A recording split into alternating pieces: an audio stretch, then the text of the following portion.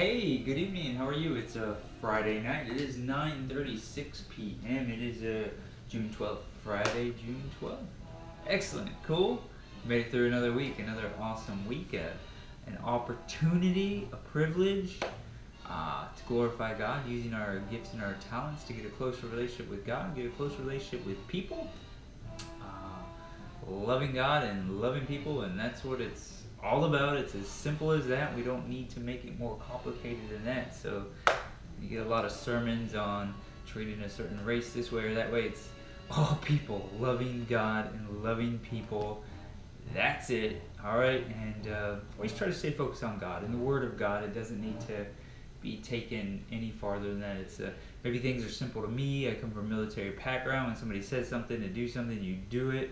Or if it's in the textbook or in the FM, the field manual, I mean, if it says it there, that's what you do. That's how you do it. So there's no swaying to the left. Love God, love people, all right? But what if they did that or did that? God, Jesus, the sacrifice, his body was broken for us, his blood was spilled for us, for everybody, for the world, so for everybody. So it's love God, love people. It's as simple as that, and that's what the body of Christ does. All right?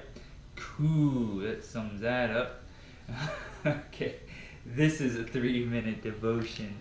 3-minute devotion. It is titled Spiritual Gardening, 1 Corinthians 3:8. Now he who plants and he who waters are one, and each one will receive his own reward according to his own labor. Ooh, this is going to be good. 1 Corinthians 3:8. If you've ever been around someone who can turn an ordinary conversation into a spiritual one with thought-provoking spiritual questions or observations, then your own attempts at witnessing probably feel inadequate by comparison. For most of us, the ground often seems dry and not very receptive to the gospel. Some Christians are called to plant seeds, while others are called to pour a little water on those seeds to bring the gospel to fruition. But the two aren't mutually exclusive. You can be a planter who waters on occasion, or a waterer who plants on occasion. The good news is that both will receive a reward.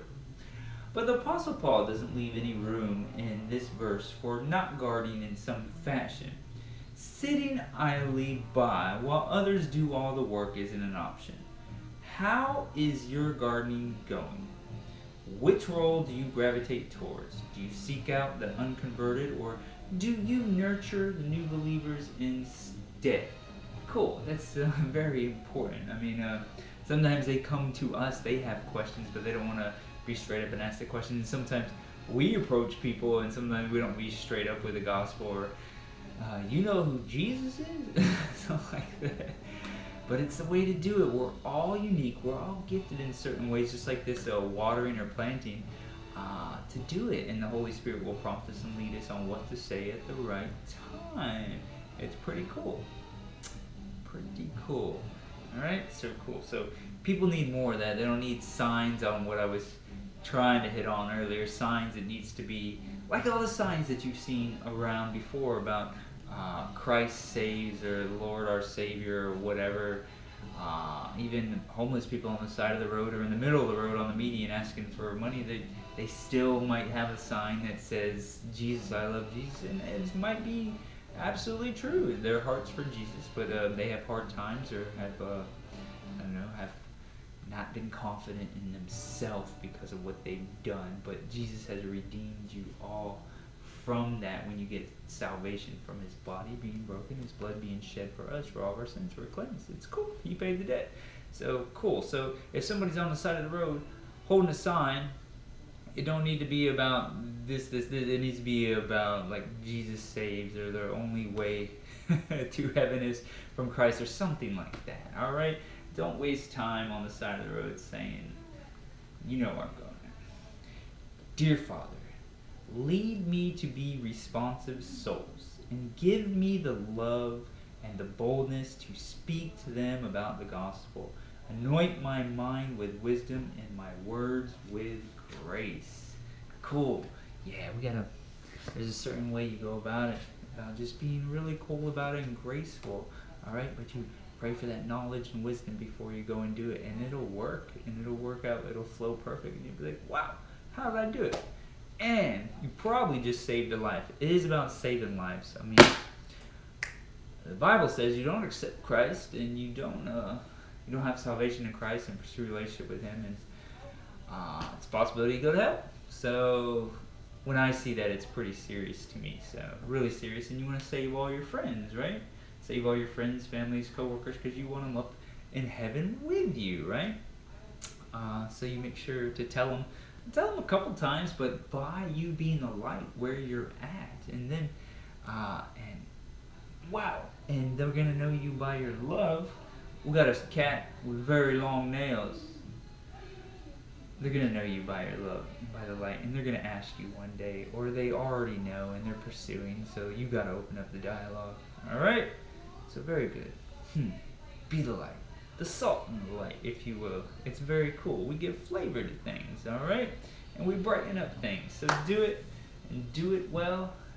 Let's do those good deeds, have strong faith, and yeah, man, go out there and glorify God and save some people.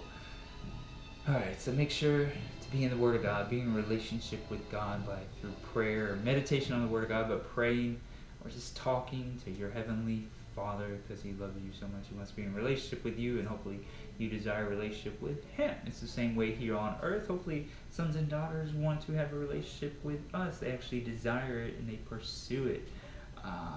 They have access to parents that have knowledge and wisdom. Hopefully we have access to Heavenly Father. And Jesus, who has knowledge and wisdom, created everything. If you can create everything that good, wouldn't you want to have access to that knowledge? Pretty awesome, right? Cool. So stay in the Word of God, stay in prayer, pray for your friends, family, and co-workers. Just do it. Prayer is super powerful. And it will put you at ease too, because you know you put it out there, all right? And that's through faith that God heard you, and He'll take care of it on His own time, His own way, but that's faith. And then go about your life knowing that it's taken care of. Have your peace and your joy and your love, all right? Get back on mission, all right? Stay in relationship with God. All right, love y'all. Take care. Bye.